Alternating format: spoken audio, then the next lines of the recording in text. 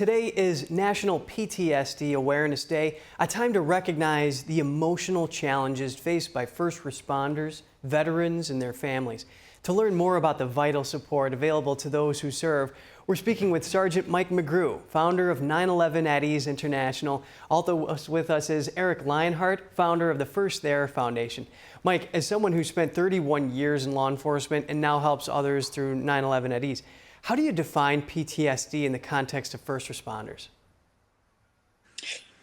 I think it's very common. A lot of people associate it with combat veterans who've been through several difficult situations, but first responders deal with it on a daily basis, and it's for a long time. So over 30 years, you just have the layered trauma that continues to affect people. And you think you're strong enough to handle it when you come on the job. You're just told, hey, it's a tough job, suck it up, go out and do your best.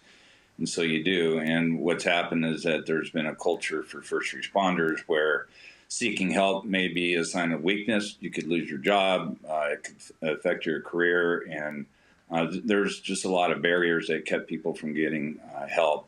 I was no stranger to it. I went to a call about 20 years into my career after working homicides and major crimes. It was a 9/11 call that involved the death of one of my children. And it was at that time that I finally reached out. I reached out to a grief counselor, but I quickly found that not all counselors are ready to deal with the things that first responders are carrying. And I unloaded a lot that I've never told anybody about, because you can't talk about it. You see things that are just so horrible. But I'm not a stranger to that. It happens to a lot of first responders across the country. Through that whole experience, I started a program called 9/11 At Ease International, and we offer culturally competent therapists on a confidential basis to first responders, and it's free to them. So we've served over 12,000 first responders since the inception of this program, and lives are saved, and marriages are saved, and careers are saved. It's been an amazing process. But I have lost friends to suicide, both police and firefighters, and incredible people of courage and character that served their community with a lot of heart and never saw it coming.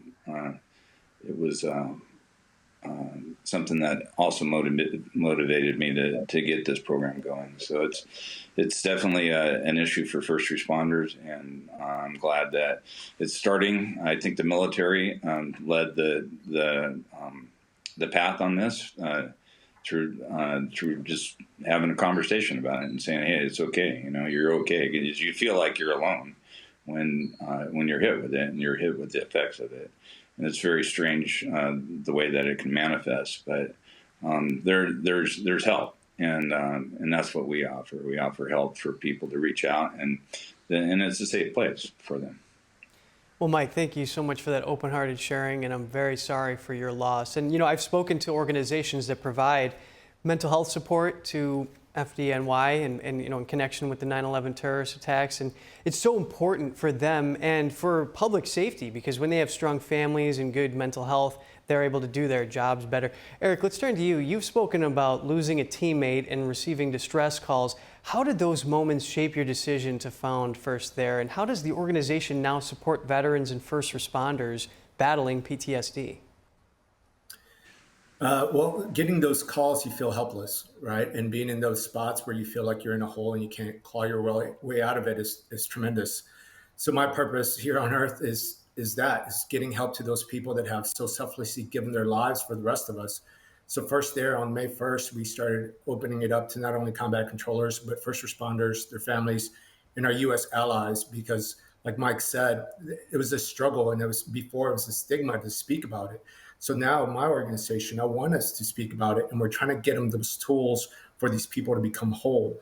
And once these individuals start talking about some of the traumas that they faced, it opens up those communications where it's easier to kind of deal with. And First There is not only worried about our first responders and military members, but also our family members, because we do put them through hell when we're in those type of jobs and we come home, and that stress and the trauma carries on to our kids and wives or significant others. So First There has now taken that leap of treating the entire family unit so that way we can be together and build a healthier family life. Eric, it's really great what you are doing with your organization. And Mike, during your time in law enforcement, especially working major crimes, you probably witnessed a lot of intense and traumatic situations. Was there a moment or experience that led you to create 9/11 At Ease International? I think it was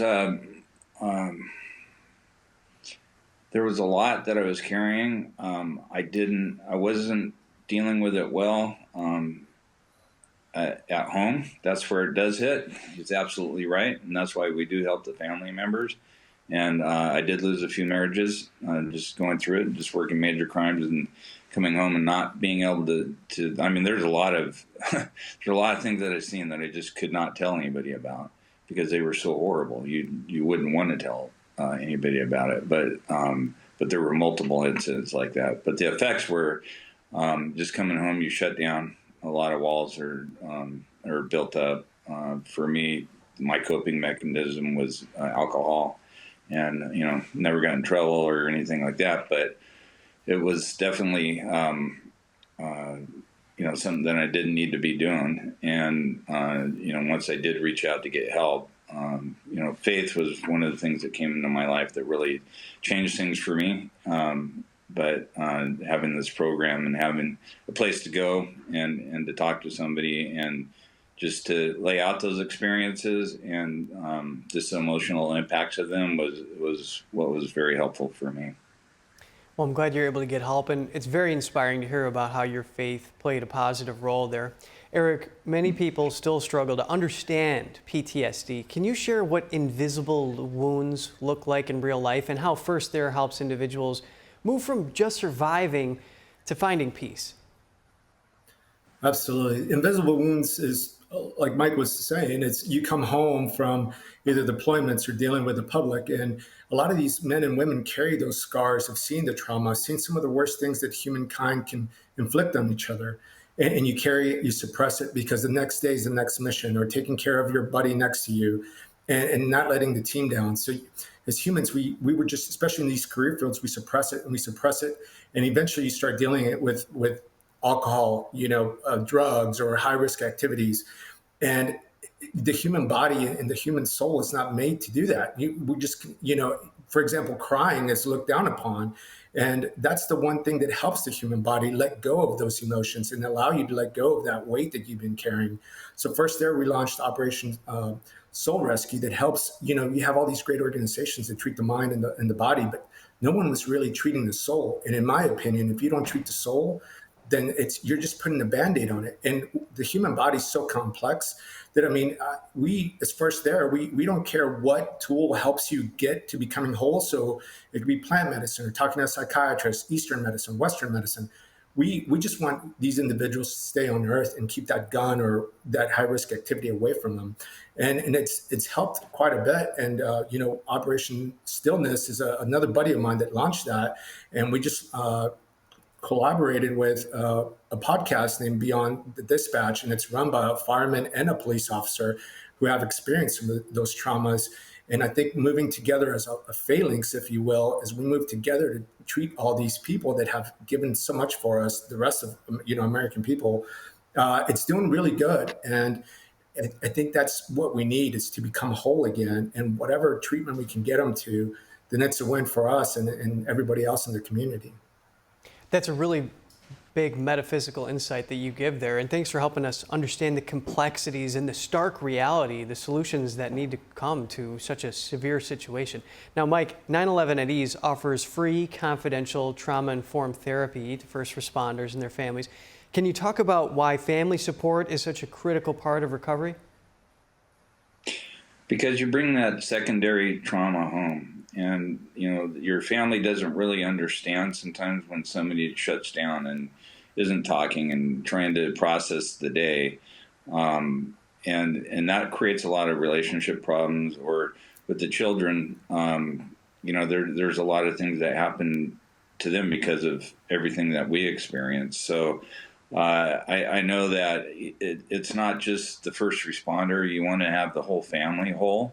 and it's very important. And the support that we give to the family members is about equal to the first responders. We have just as many spouses and children that come in and use our program, and it just helps to create an understanding environment, and it helps people just walk through the experiences that you're going to have as a first responder. That really is so important. And Eric, for those watching who may be struggling or know someone who is, what message do you want to leave them with on this day of awareness? I would say stay in the fight. Talk about what you're going through. Find your teammate or your coworker that's willing to listen to you. Have that space where you can truly let go of that. Reach out to organizations like mine, like Mike's. Just believe in God. Continue, get outside.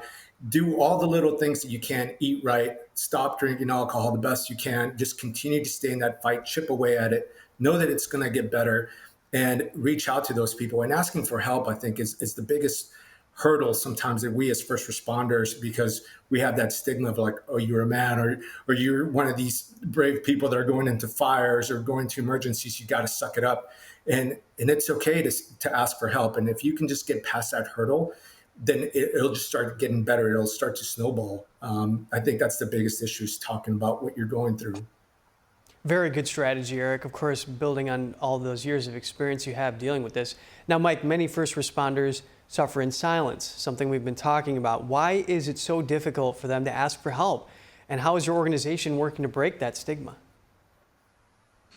Well, it's difficult because if somebody reaches out for help, then there may be an impact at your job, or they can have a fitness for duty or something. So it's a big worry.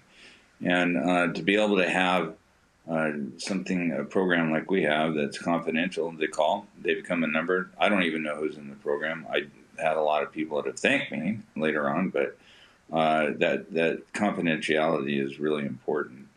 And I just think that people need to know that they're not alone. That I've had a lot of officers or firefighters that have come to me with different experiences, and they were manifesting, and they felt like they were alone. And I said, no, you're not. You're a human being. I'm glad that you are. And this happens to a lot of people that have been through, shootings, that have been through traumatic events like you've been through. And so first responders need to know that there is help, that they're not alone, that they're supported. Everybody loves the firefighters, but the cops need to know that 90% of the public out there supports them. And that's what's really cool about this nonprofit, is it's the community that's helping. It's the community that wants to help keep our first responders strong. And as you said before, as a result, they're at their best to serve their community. They're pumping on all cylinders. When they get that 911 call, they're ready to go. They're ready to help you out. And they can go home and be a mother, a father, just be that person that they need to be for their family as well. Well, thank you both for bringing awareness to this very important topic. Sergeant Mike McGrew, founder of 9/11 At Ease International, and Eric Lionheart, founder of First There Foundation. We appreciate it. Appreciate you. Thank you.